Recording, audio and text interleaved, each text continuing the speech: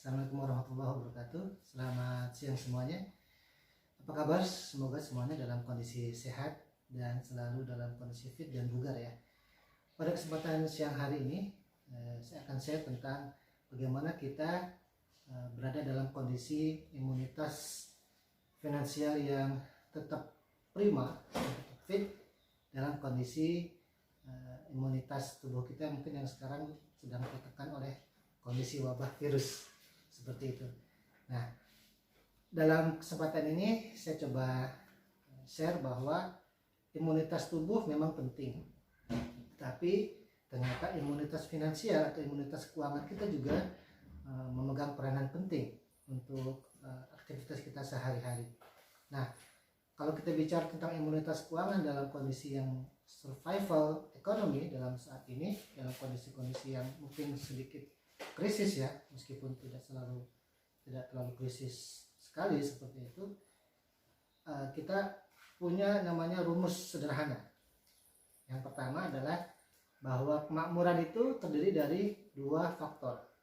Yang pertama adalah ketika pendapatan kita bertambah, kemudian yang kedua adalah ketika kita bisa berhemat terhadap pengeluaran yang kita lakukan, seperti itu.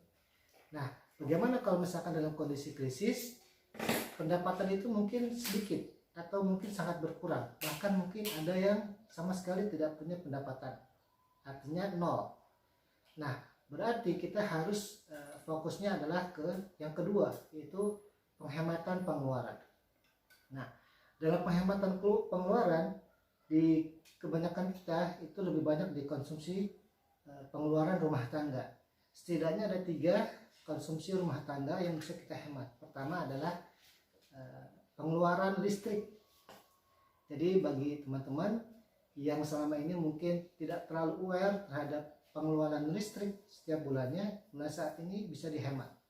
Kalau misalkan dalam siang hari itu sering menyalakan lampu, maka mulai saat ini siang hari atau pagi hari sampai sore hari tidak menyalakan lampu, kecuali memang listrik-listrik yang sudah default berada di rumah, seperti kulkas mungkin, atau mungkin magic jar untuk memanaskan makanan, seperti itu.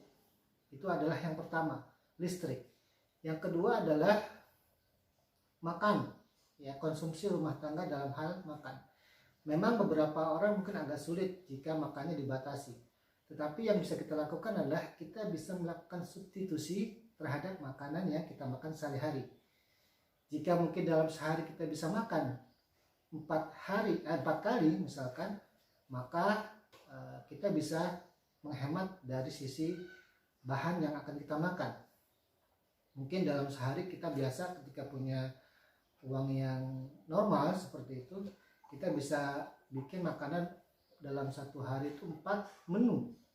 Tapi dalam kondisi sekarang, dalam kondisi yang mungkin agak krisis, maka mungkin bisa dibikin hanya 2 menu atau bahkan 1 menu untuk dikonsumsi dalam 1 hari, dan bisa disubstitusikan dengan makanan yang lain, misalkan sayurannya mungkin yang lebih murah harganya tanpa mengurangi kualitas dari makanan yang kita makan.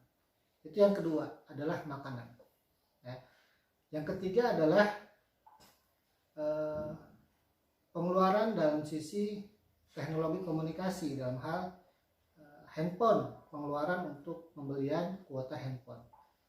Kalau misalkan dalam sehari-hari kita bisa mengeluarkan dalam 1 bulan itu pengeluaran untuk pembelian kuota yang cukup besar, mungkin 200.000 mungkin, atau mungkin lebih, maka mulai saat ini bisa dihemat seperti itu. Jadi mungkin nggak 200.000, tapi mungkin setengahnya sudah mencukupi, sehingga nanti dalam penggunaannya juga disesuaikan. Kalau misalkan kita lebih banyak menggunakan aplikasi atau mungkin video YouTube misalkan dan sejenisnya, maka mulai saat ini dikurangi frekuensinya sehingga pos-pos ini bisa kita hemat, sehingga dari sinilah kita bisa memperoleh imunitas finansial kita, di samping karena pendapatan kita berkurang. Jadi saya ulangi, yang pertama adalah listrik, penggunaan pengeluaran listrik, yang kedua adalah penggunaan konsumsi untuk makan sehari-hari, yang ketiga adalah penggunaan pulsa untuk telekomunikasi. Ini adalah hal-hal yang sangat sederhana dan mudah-mudahan bisa kita praktekkan dan aplikasikan supaya dalam kondisi yang survival ekonomi ini kita bisa tetap bertahan dan bisa menjaga kualitas hidup kita agar tidak berkurang. Demikian dari saya, sharing dari saya. Sampai ketemu lagi di channel Bakat Institute berikutnya. Selamat siang, semangat.